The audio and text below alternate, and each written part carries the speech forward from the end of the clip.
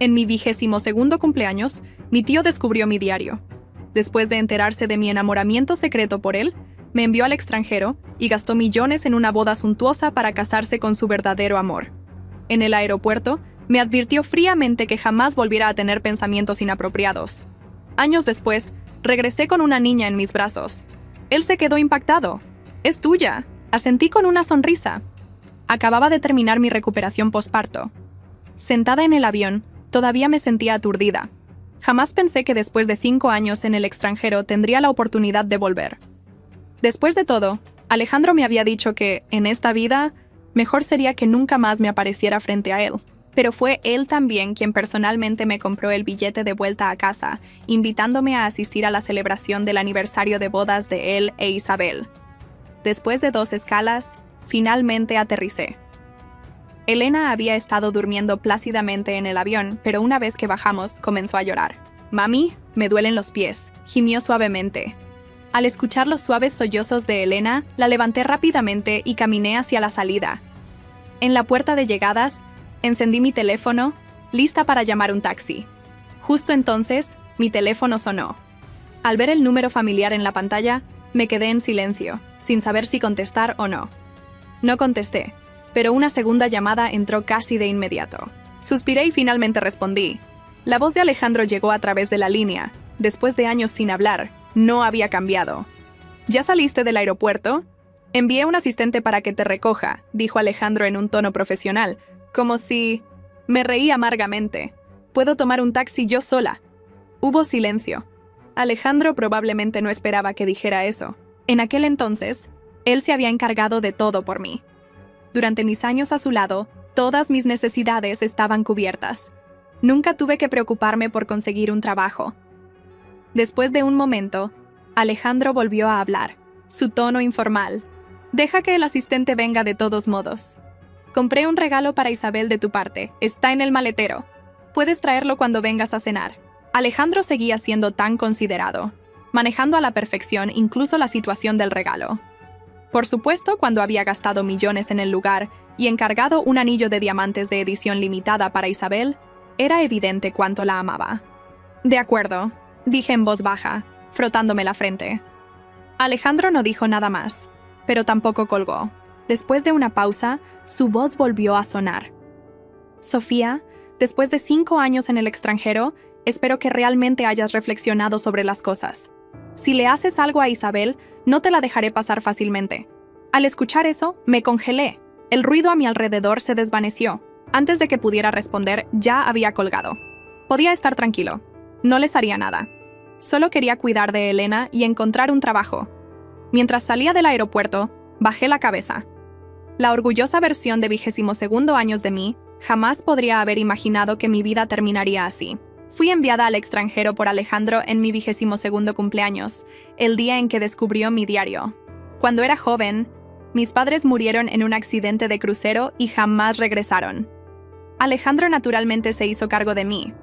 Nuestra relación siempre había sido armoniosa hasta que crecí y me di cuenta de que no solo veía a Alejandro como un tío, sino que me gustaba. Pero también sabía muy bien que no podía haber futuro entre nosotros. Así que vertí todos mis sentimientos en mi diario. Si Alejandro no lo hubiera leído, podría haber seguido fingiendo que mi afecto no era más que el de una sobrina por su tío. Pero él lo vio.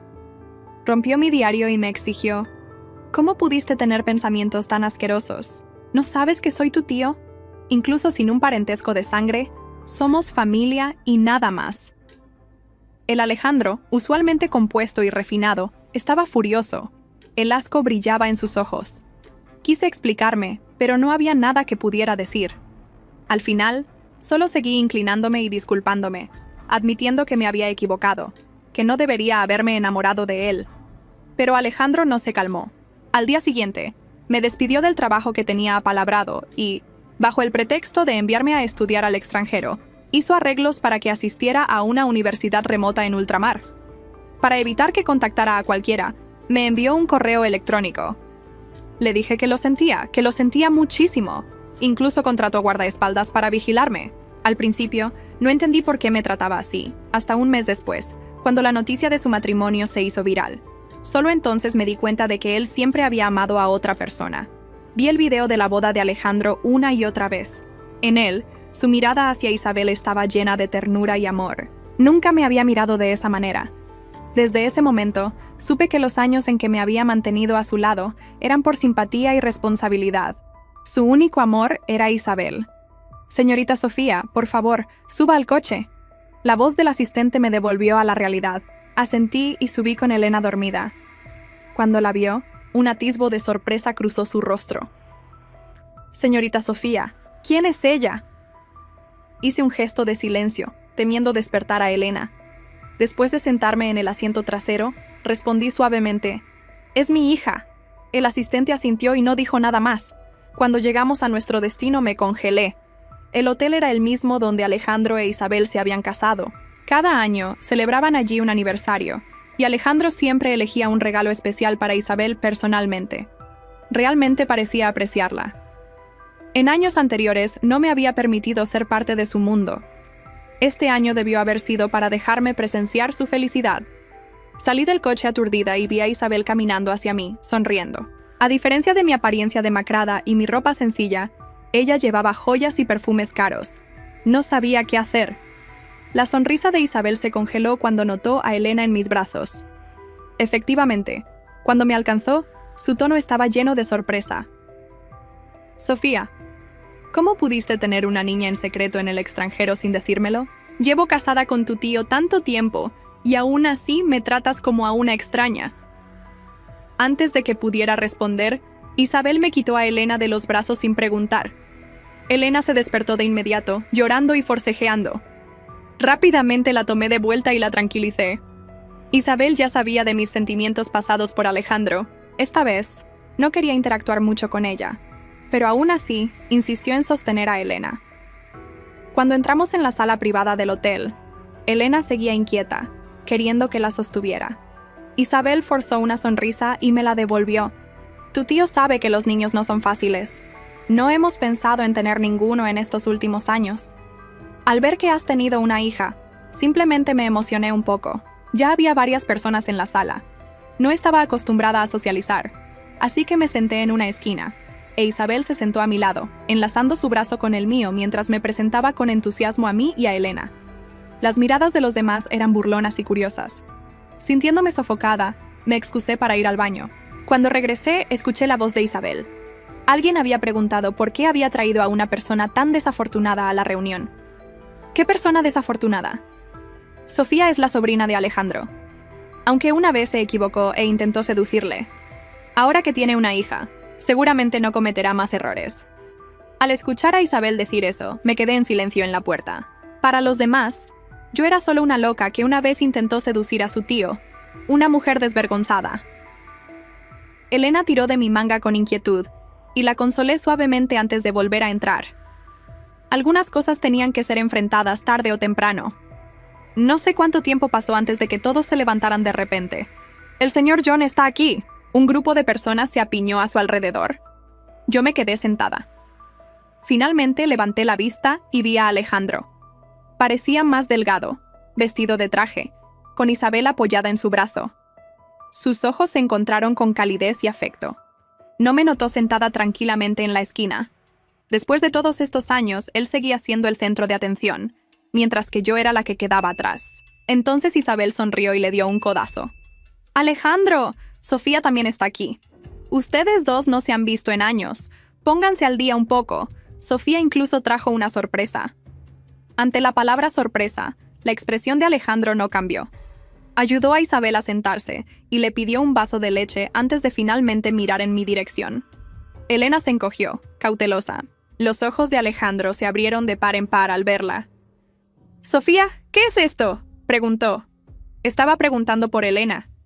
Yo no le había contado a nadie sobre ella, por lo que las reacciones de todos fueron una mezcla de shock y curiosidad. Isabel habló por mí. «Alejandro, esta es la hija de Sofía. ¿Verdad que es adorable? Se parece a su madre. Y parece tener ya algunos años». La mirada de Alejandro se desvió de Elena hacia mí, estudiándome cuidadosamente. Justo cuando pensé que me ignoraría de nuevo, preguntó con voz ronca, señalando a Elena. «Entonces, durante estos años en el extranjero, ¿te casaste y tuviste una hija?». Levanté la cabeza. Lo miré directamente y asentí. Me casé hace un tiempo. Lamento no habértelo dicho. Las palabras que siguieron se sintieron más pesadas que el aire mismo. Los ojos de Alejandro se oscurecieron. Su mandíbula se tensó como si se estuviera obligando a mantener la compostura. Isabel, sin embargo, sonrió dulcemente, colocando su mano sobre la de él. El gesto parecía afectuoso, pero pude ver la rigidez en sus dedos. «¡Oh, qué maravilloso!», dijo ella alegremente.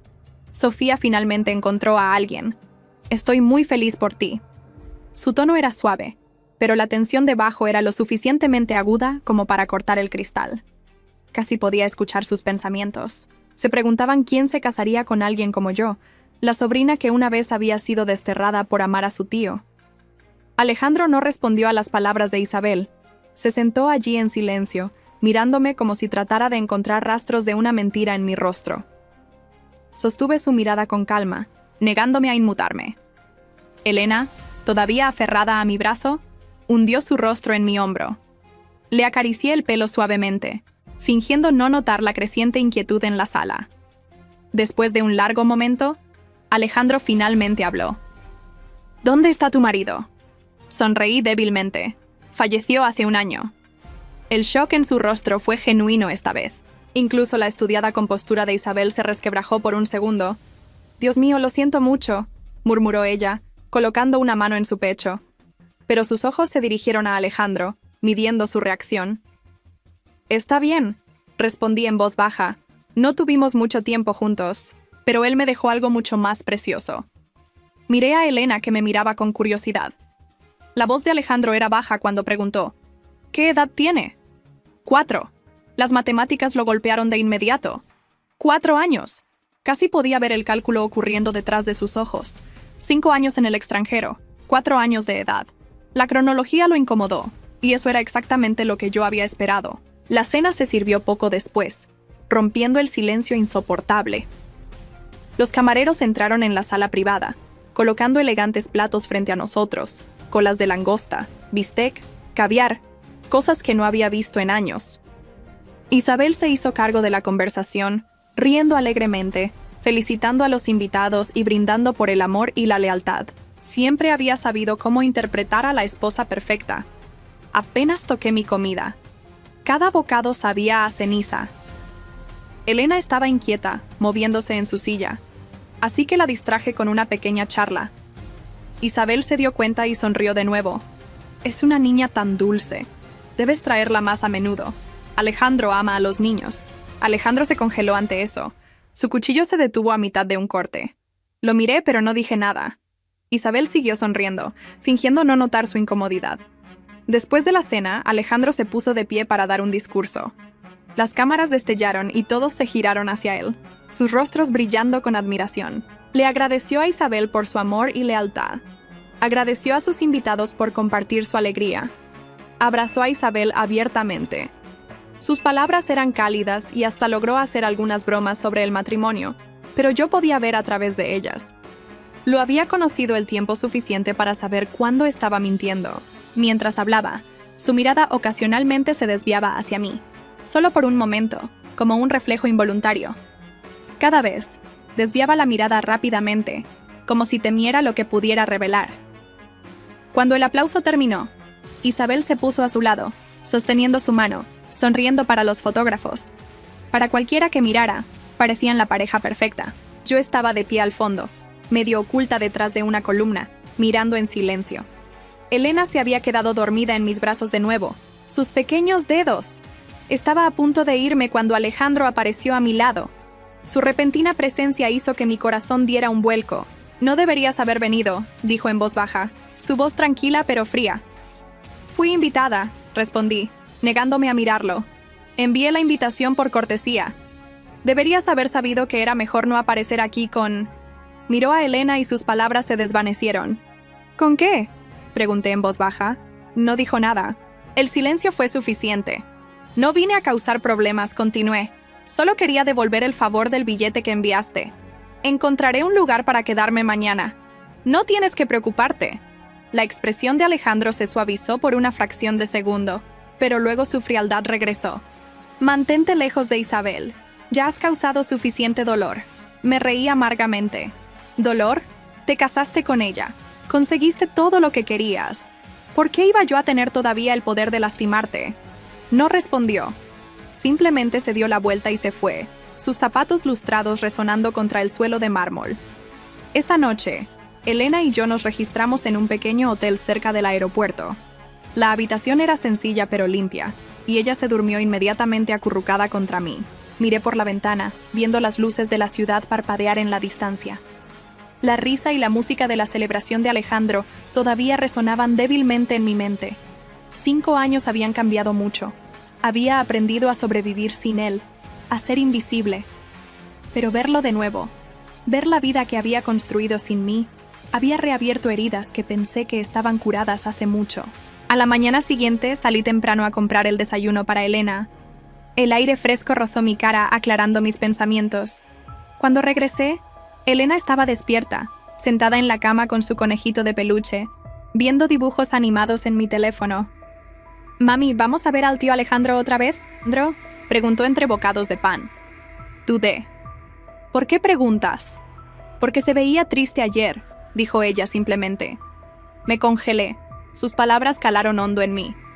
Esa no era la palabra que yo habría usado para Alejandro, pero tal vez los niños veían cosas que los adultos...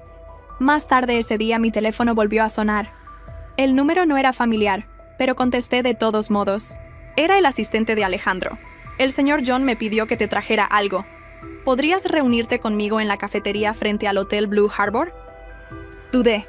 Luego acepté. Cuando llegué, el asistente ya estaba esperando. Me entregó un sobre sellado y una pequeña caja. «El señor John dijo que esto es para ti». Abrí el sobre. Dentro había un cheque por $50,000 y una nota escrita con la pulcra caligrafía de Alejandro. «Cuídate».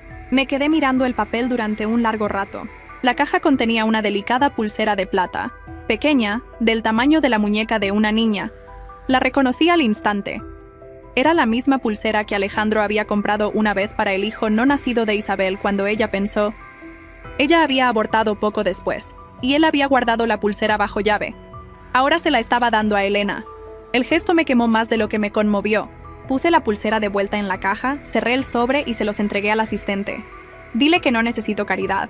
El asistente parecía incómodo. «Señorita Sofía, el señor John solo díselo», interrumpí, levantándome. «No necesito nada de él». Salí antes de que pudiera responder.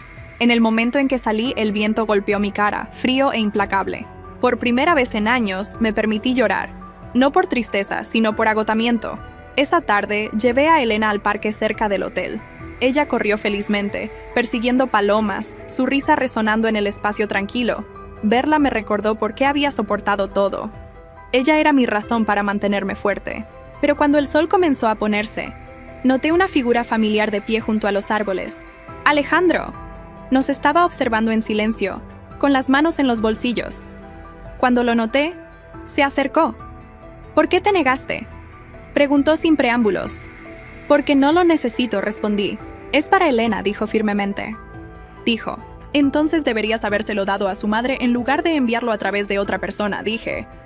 «No puedes venir a jugar al benefactor generoso ahora, Alejandro. Tú ya decidiste lo que valía hace 5 años».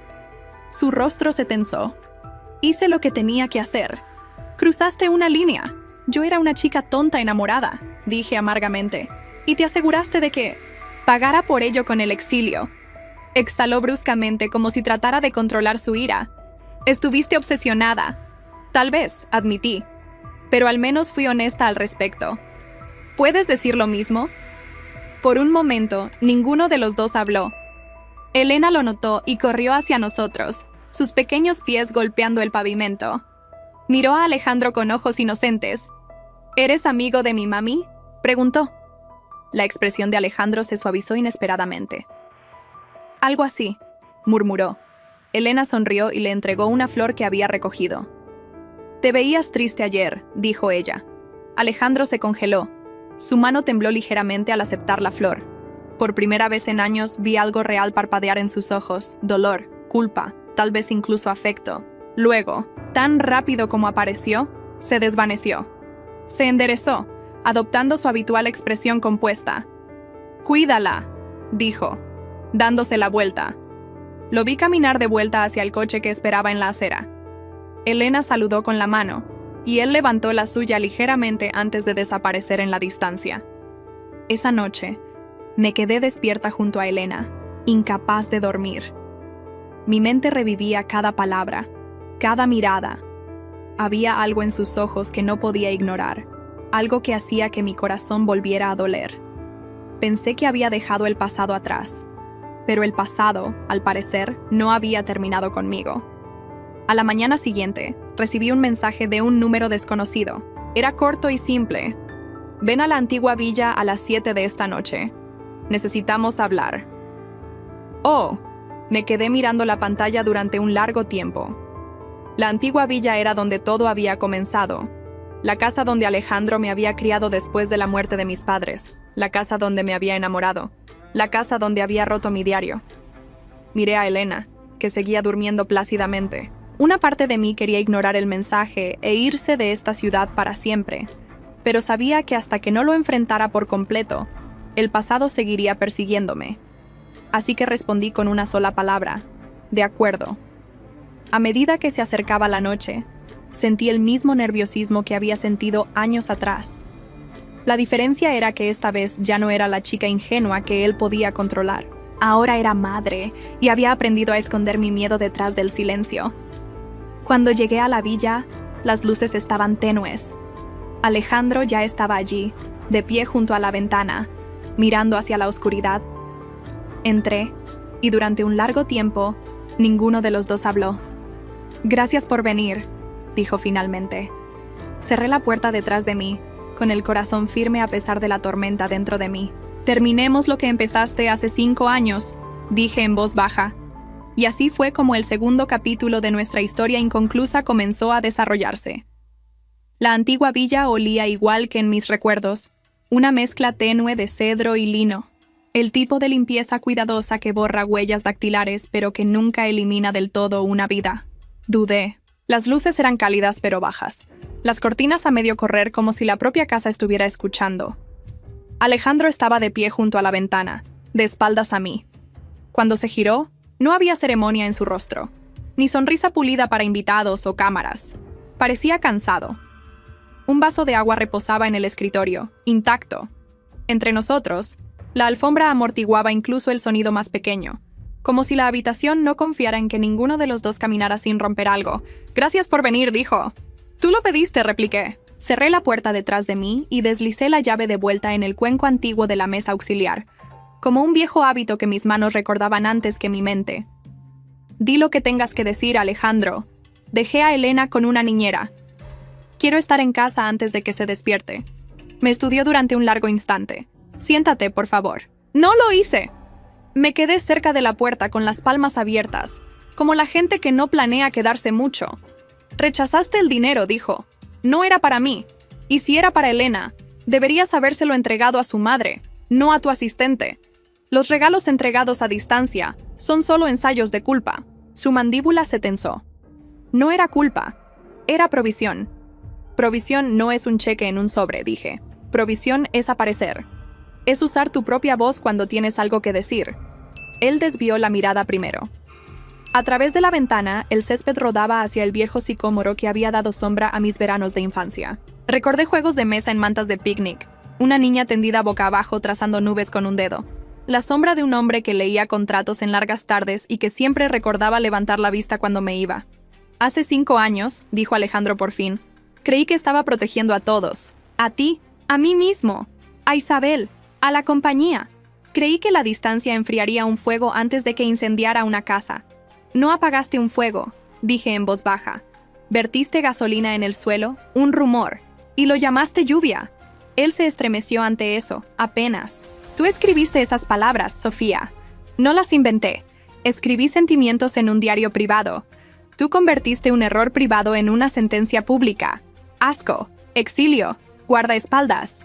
¿Sabes lo que aprende una niña cuando cierras todas las puertas y lo llamas amor?» No respondió. Ella aprende a forzar la cerradura. Mantuve mi voz firme. Aprende a dejar de pedir permiso y a convertirse en la persona que no necesita tus llaves. El reloj en la repisa marcó 1 minuto con un viejo chasquido de latón. En algún lugar de la casa, una tubería suspiró. La villa siempre había tenido un latido propio. ¿Por qué me llamaste aquí?, pregunté. Se acercó al escritorio, abrió un cajón y colocó una carpeta delgada sobre el secante de cuero. Papel grueso, cierres metálicos, el tipo de carpeta que siempre había pertenecido a su mundo. No me la deslizó. Simplemente puso una palma encima. Empecé a revisar viejos registros de seguridad, correos electrónicos, informes del personal, dijo. Los tenía archivados, pero nunca miré. Me dije a mí mismo que el pasado estaba resuelto. Tal vez me lo dije para no tener que enfrentar cómo lo resolví. Mis ojos se dirigieron a la carpeta. ¿Qué encontraste?, inspiró. Isabel entró en tu habitación la noche antes de que te confrontara. Tomó tu diario, fotografió páginas, imprimió extractos y los dejó en un sobre en mi escritorio, con una nota que decía: por favor, protege a nuestra familia. No lo supe hasta anoche. Por favor, protege a nuestra familia, repetí, y las palabras sabían a metal. ¿De mí? Del escándalo, dijo. De los rumores. Los inversores ya estaban al acecho. Mi padre estaba enfermo. Isabel estaba... Se detuvo. Se frotó la frente. Estaba aterrorizada. O dijo que lo estaba. Le creí. Pensé que estaba haciendo lo que haría un hombre decente. Trazar una línea limpia. Eliminar la tentación. Afianzar los cimientos. Casi me reí. Pudiste haber hablado conmigo. Pudiste haber elegido la verdad sobre el miedo. Tenía miedo de mi propio fracaso, dijo. Cada palabra deliberada. Tenía miedo de haberte fallado al dejarte crecer pensando que yo era algo más que un tío. Ya no eras una niña, y yo tampoco. No confiaba en mí mismo para hablar sin romper algo. Su confesión flotó entre nosotros, el frágil panel de cristal que ninguno de los dos se atrevía a tocar. Yo no lo rescataría de eso. ¿Y ahora?, pregunté. No puedo reescribir lo que hice, dijo. Pero puedo corregir lo que permití que se mantuviera. Voy a presentar una declaración mañana. Dirá que nunca te comportaste de manera depredadora, que la decisión de estudiar en el extranjero fue solo mía, y que cualquier rumor que implique lo contrario es falso y difamatorio. La Junta lo verá, también nuestra familia, y cualquiera que lo necesite. Palabras pagadas por un membrete, dije. Es lo que puedo hacer, dijo. Podrías pedir mi perdón. Tragó saliva. Los tendones de su garganta se movieron. Lo siento, Sofía. Lamento haberte llamado asquerosa. Lamento haber elegido la distancia sobre la conversación. Lamento haber dejado que el miedo dictara tu vida. Lamento los guardaespaldas, la puerta, la forma en que hice que el mundo se sintiera pequeño y peligroso para que te quedaras donde te puse. Lamento el silencio después, la forma en que medí tu valor y la moneda de mi conveniencia. Lamento cada noche que lloraste y que fingí no escuchar al otro lado de un océano. El reloj volvió a sonar. No sabía que había estado conteniendo la respiración hasta que mi pecho me dolió. ¿Por qué ahora?, pregunté. Porque algunas preguntas no te sueltan incluso cuando las respuestas están frente a ellas con las manos abiertas. Sus dedos se tensaron contra la carpeta. Cuando vi a Elena, me di cuenta de que no había considerado lo que el futuro te pediría a ti, no lo que me pediría a mí. Los niños son el tiempo hecho visible.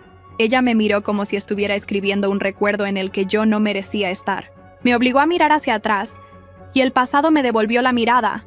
El nombre de Elena me tranquilizó. Apreté mis manos contra la madera lisa de la puerta, y sentí la casa en mis huesos otra vez.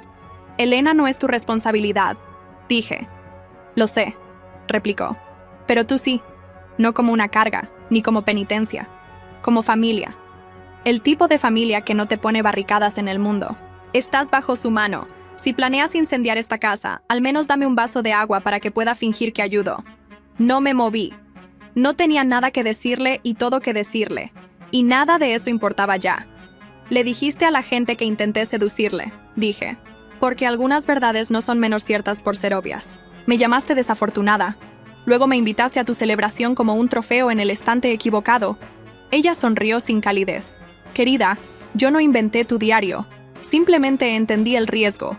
Una mujer que no cuida su rostro en un espejo no lo cuidará en público. Lo cuidé por ti. Tú cuidaste tu estatus, dije.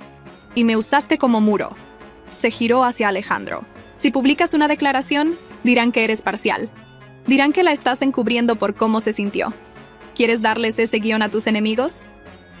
Isabel, dijo Alejandro, y por primera vez en años usó un tono que una vez pensé que me pertenecía solo a mí. el tono de un hombre que se preocupaba más por la verdad que por la actuación. Me equivoqué. No seguiré equivocándome para que te sientas cómoda. Su compostura flaqueó. No puedes hablar en serio. Levantó la mano de la carpeta, deslizándola hacia mí. Esto incluye los registros y las impresiones, las fotografías de las páginas del diario, la marca de tiempo de la cámara al final del East Hall. Tú tomaste las páginas de papel, Isabel. Tú enmarcaste la historia. Yo te dejé. Esa es mi vergüenza. No será mi futuro. El color subió a su rostro, intenso y duro. Aborté por tu culpa, dijo, la acusación lanzada como cristal. ¿Recuerdas que sangré en esta alfombra mientras tú tenías reuniones sobre expansiones de mercado? ¿Recuerdas que me desperté sola porque no podías molestarte en detener una conferencia telefónica? Algo dentro de mí se dobló. El dolor no es un pastel. Que una persona lo tenga no significa que haya menos para otra. No excusé lo que ella había hecho, pero entendí cómo una herida puede convertirse en un arma si nadie la atiende. Siento que perdieras a tu bebé, dije. Las palabras no eran un puente, eran un hecho. Me miró fijamente como si le hubiera ofrecido una mano que no podía soportar tocar. La voz de Alejandro era más tranquila cuando volvió a hablar. La declaración no se trata de castigarte, Isabel. Se trata de decir la verdad. Debería haberlo hecho hace 5 años. ¿Qué pasa después de la declaración?, preguntó ella, y no supe si era un desafío o una súplica. Lo que pase después depende de nosotros, dijo, pero no se construirá sobre una mentira. Su risa fue quebradiza. ¿Crees que ser noble es una brújula? Es un espejo. Te gustas más cuando lo sostienes. Se dio la vuelta y se fue, la puerta golpeando el marco tras ella. Su perfume se quedó como el regusto de algo caro y amargo. Recogí la carpeta. Era pesada de sostener. No la abrí. No tienes que darme esto, dije. Sí tengo, respondió. Era tu vida la que reordenamos para que la nuestra fuera más pulcra. Deslicé la carpeta en mi bolso. Haz tu declaración. No porque necesite tu reputación para decirme quién soy, sino porque la niña que fui merece una voz en la sala donde la exiliaste. Asintió una vez, como una promesa hecha a un juez que no aceptaría nada menos que un pago exacto. ¿Puedo preguntar por el padre de Elena?, dijo entonces con cuidado, como si la pregunta fuera un pájaro que saldría volando si levantaba la voz. Podría haber mentido de nuevo. Había aprendido a hacerlo. Pero una puerta se había abierto, y yo estaba cansada de pasillos. Su nombre era Javier, dije. Enseñaba fotografía en una pequeña universidad y pensaba que cada amanecer era un nuevo lenguaje. Le encantaba el ramen y las películas antiguas, y una vez me convenció de que una lámpara de segunda mano era una pieza faltante en nuestra sala de estar. Era amable. Murió rápidamente. Un aneurisma. Los médicos dijeron que no había nada que hacer. Quería conocerte algún día solo para darte las gracias por haberme criado cuando el mundo se vino abajo. No llegó a hacerlo.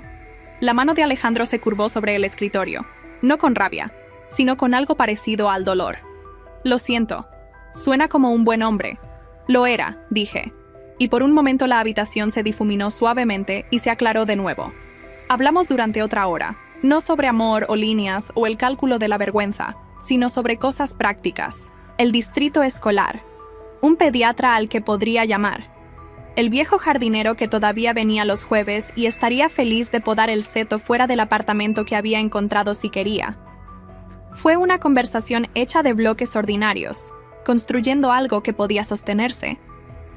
Cuando salí de la villa, la noche se había asentado por completo. Bajé los escalones sin mirar atrás. El cielo estaba frío y limpio. Mi teléfono vibró en mi bolsillo con un mensaje de la niñera, de que Elena se había quedado dormida abrazando el conejito de peluche que había encontrado en el parque. Le respondí con un agradecimiento y aceleré el paso. La declaración salió a la mañana siguiente. No vi el comunicado de prensa cuando aterrizó en las bandejas de entrada, ni el memorando interno que lo siguió, ni las cautelosas llamadas de parientes que querían ser los primeros en ofrecer la segunda versión de la verdad. Lo que vi fue mi propio nombre en una pantalla sin los adjetivos que lo habían perseguido. Lo que escuché fue a Elena pidiendo panqueques. Lo que sentí fue un nudo que había dejado de fingir ser una columna vertebral, aflojándose una pulgada cuidadosa a la vez. Una semana después llegó una carta por mensajero. Sin logo, solo mi nombre en letras de molde pulcras. Dentro había 3 páginas. La primera era una disculpa formal en papel timbrado personal. La segunda era una declaración notariada que desmentía los rumores y reconocía el daño causado. La tercera era una copia de una escritura de beca, no un cheque, establecida a mi nombre para financiar un asiento cada año para un estudiante en el programa que una vez dejé debido a los arreglos de Alejandro. La beca tenía condiciones que yo había insistido en una llamada. Esa mañana, sin asiento en la junta para él, sin derechos de denominación, sin discursos, solo la matrícula pagada a tiempo y una nota tranquila a cada destinatario de que alguien creía que la puerta debería estar desbloqueada. En la parte inferior de la carta, debajo de su firma, había escrito en letras pequeñas que no intentaban actuar: no espero la absolución, trabajaré por la reparación. Si hay una manera de ser tu familia sin sostener tu vida como un asa, la aprenderé. Dejé las páginas y permití que la quietud me llenara. La reparación no es un truco, es un camino.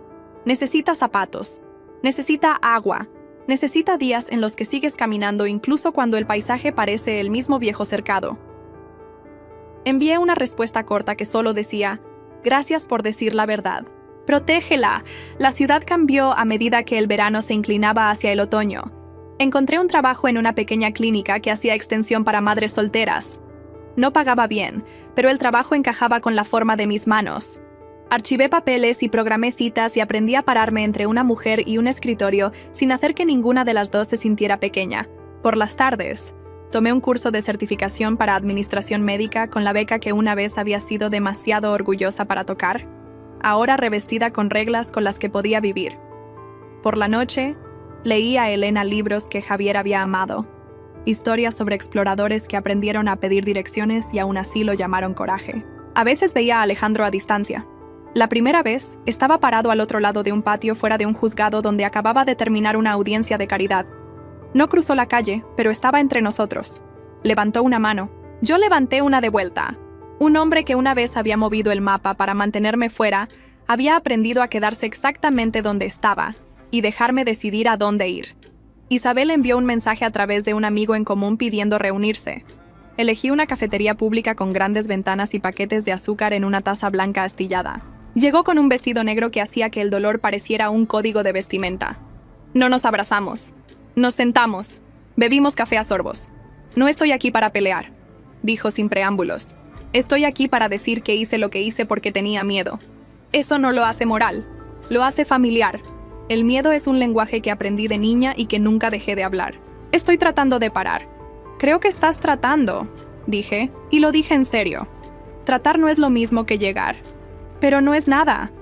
Asintió, mirando su taza. No sé qué pasará con mi matrimonio. Yo tampoco, dije.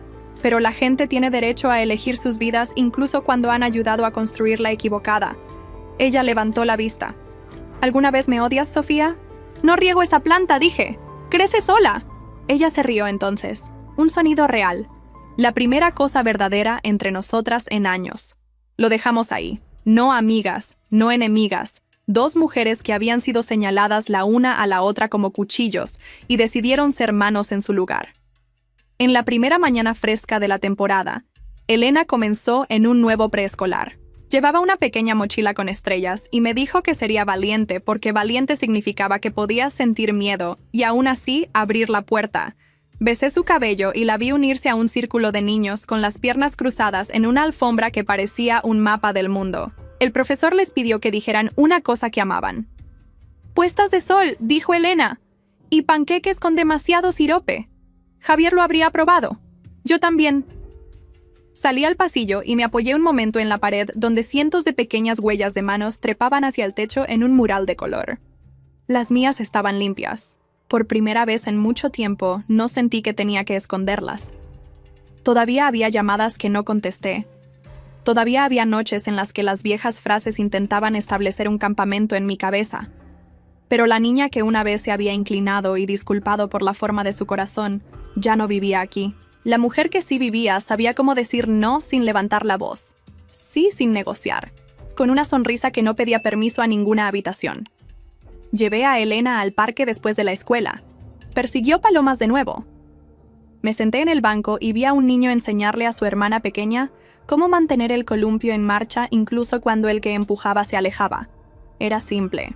Te inclinas hacia atrás en la cima, hacia adelante en el camino hacia abajo. Haces tu propia brisa. Pasamos el viejo hotel de camino a casa. El letrero había sido cambiado por una conferencia sobre algo que llenaría un salón de baile con cordones y opiniones. Hace 5 años había aprendido a medirme contra ese tipo de luz de araña. ¡Ya no lo hacía! Me detuve en la acera. En el reflejo del cristal vi a una mujer sosteniendo a una niña, y detrás de ellas, una ciudad que había dejado de sentirse como una prueba. Elena tiró de mi manga. «Mami, ¿podemos tomar un helado?» «Sí», dije. 2 bolas. Demasiado sirope. Ella sonrió. Cruzamos en el semáforo, nuestras sombras brevemente largas entre los faros, y luego desaparecimos. En el negocio ordinario de una tarde tardía. Más tarde, cuando ella dormía, abrí la carpeta por fin. Leí cada página. La cerré y la puse en el fondo de un cajón. No para esconderla, sino para mantenerla a salvo. Algunas historias no pertenecen a las repisas. Pertenecen a cajas con etiquetas claras donde podemos encontrarlas si olvidamos lo que sobrevivimos. En mi mesita de noche había colocado una pequeña flor, ahora seca, los pétalos quebradizos y sin peso. Elena la había recogido para Alejandro en el parque. Él la había... Esa noche. Días después, la había devuelto en un sobre pequeño con una nota que decía: «Ella eligió esto para mí. Yo estoy eligiendo esto para ti. Me gustaría ser un tío que aprende. Si alguna vez me necesitas, llama. Si nunca lo haces, lo entenderé». Deslicé la flor entre 2 páginas de un libro y sonreí a la habitación tranquila. Tal vez hay mundos en los que la niña se casa con su amor imposible y todos cuentan una historia sobre el destino en las cenas. Este no es ese mundo. En este, la niña se convierte en una mujer que ama las cosas pequeñas y resistentes que mantienen una vida unida. Una niña con sirope en la barbilla. Un trabajo donde el teléfono sigue sonando y aprendes a responder con tu propio nombre. Una carta que no borra una herida, sino que cose los bordes para que pueda sanar sin romperse cada vez que llueve. No siempre podemos elegir cómo comienza una historia. Podemos aprender a elegir cómo termina. Apagué la luz. En la habitación contigua, Elena respiraba a un ritmo suave y constante, el metrónomo con el que había aprendido a medir la paz. Afuera, la ciudad se resistía a dormir y luego cedía poco a poco. En algún lugar, en una casa con un sicómoro que conocía todas nuestras edades, un hombre dejó un espejo y tomó un mapa. Cerré los ojos y mantuve la última línea simple, como siempre son los verdaderos finales.